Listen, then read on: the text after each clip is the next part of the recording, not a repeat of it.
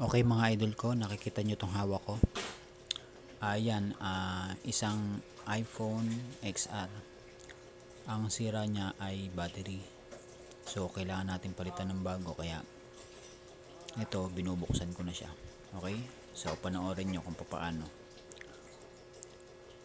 Sa mga baguhan na gumagawa or gustong matutong magpalit ng battery ng inyong iPhone. So, panoorin nyo to hanggang dulo.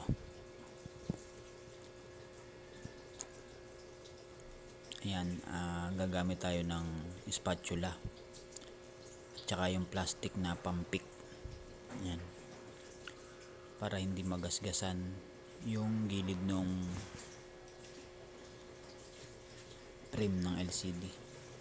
Kailangan plastic, tsaka hindi pwede yung mahabang pangsikwat dahil baka madali yung nasa loob, yung flex. Mag-abono pa kayo, masira nyo pa yung flex. Okay, so yung maikli lang na may spacer na pick, yan yung plastic, para hindi masira yung gilid nya.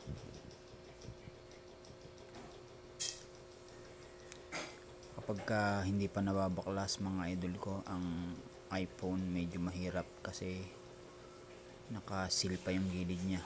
May mga adhesive pa yung gilid nya, kaya medyo matigas siya, mahirap baklasin. Hindi kasi pwedeng puwersahin dahil baka ma-damage natin yung screen.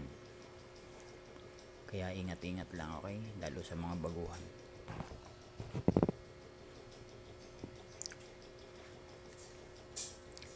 Gagamit din tayo ng pansapin sa ilalim para hindi magasgasan yung back cover nya.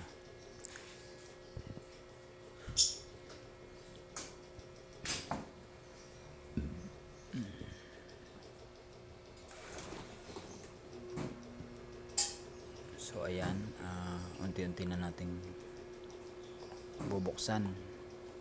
Medyo matigas lang talaga dahil gawa nga ng dikit. Hindi naman natin kailangang madaliin. Ayan, naangat na nga natin. At yung gilid nya may mga dikit-dikit, yung pinakasilan niya.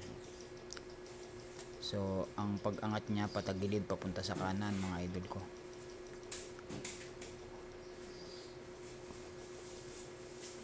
Ayan, ingatan natin yung flex dahil baka mapunit.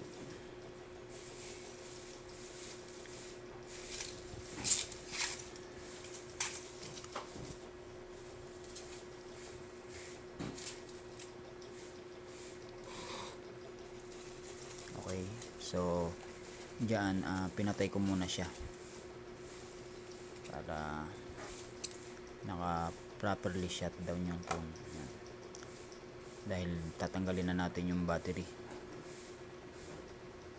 Yan, so hindi nyo na kailangan tanggalin yung screen o yung LCD. Kuha lang kayo ng mataas na pwedeng pagsandalan ng LCD nya. So ayan, binabaklas ko na yung copper o takip ng battery terminal. Ayan.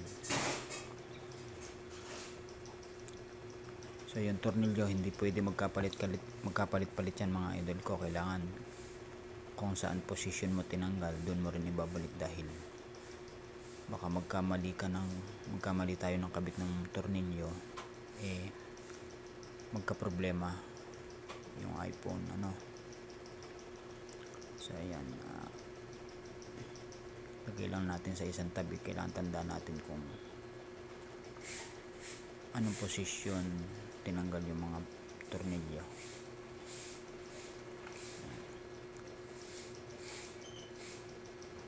So kailangan pag magtatanggal tayo ng mga connector mga idol ko, gagamit tayo ng plastic na pick.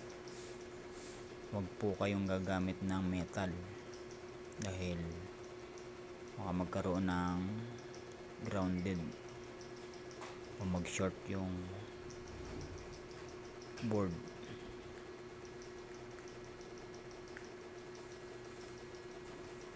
So ayan, naangat ko na nga yung battery dyan. Medyo mahirap kasi tanggalin dahil sobrang dikit.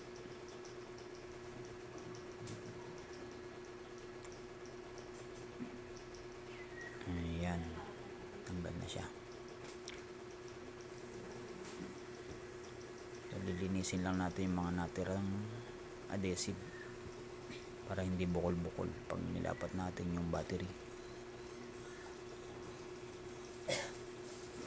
So ito na yung bagong battery, kakabit na natin. Ayan, lapat muna natin bago natin ikabit yung connector nya.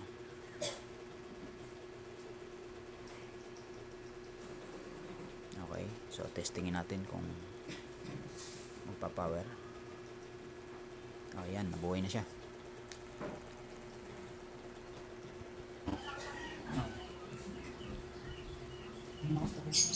Ayan. Hanapin mo.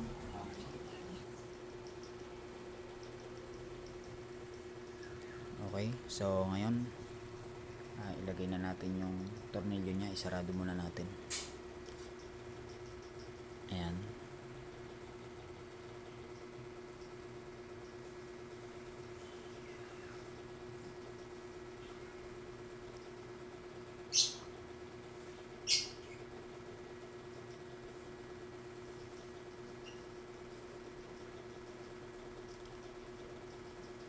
Pag higpitan yung tornilyo, mga idol ko, siguraduhin lang natin na hindi nakauslit yung screw nya. Okay, kailangan nakalapat siya, kailangan walang nakauslit. So ayan na, tapos na tayo magpalit.